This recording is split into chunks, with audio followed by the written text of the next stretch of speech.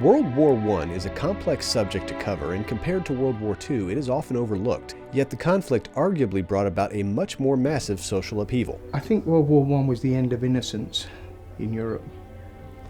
You know, it was the first time I think we'd seen everyone getting caught up in this euphoria of war.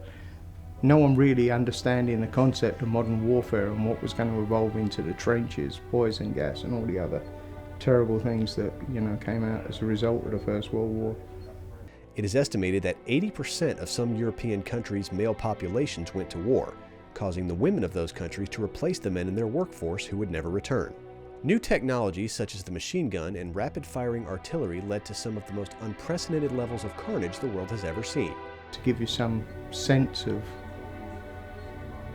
the destruction and the devastation, there were whole villages and towns in Europe where they were wrapped up after the war because nearly every man in those villages had been destroyed. I mean, in Europe, in England, they had something called the Powers Battalion.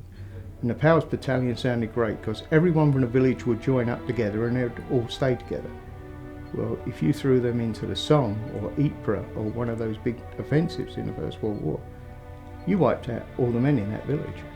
Although the war only lasted 4 years, the conflict claimed more than 16 million soldiers and civilian lives.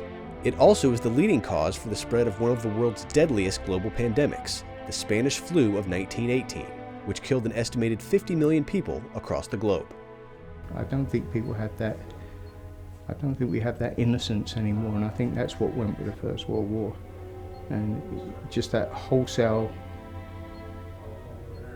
destruction of property and people, but people, when you go to cemeteries in the First World War, they just endlessly go beyond the horizon, and you realise all it is one cemetery of many, and it just keeps going and going and going. It's very, very sobering. It makes you reflect on all sorts of things, and they're so quiet. Your mind wanders. You really do start to think of what happened.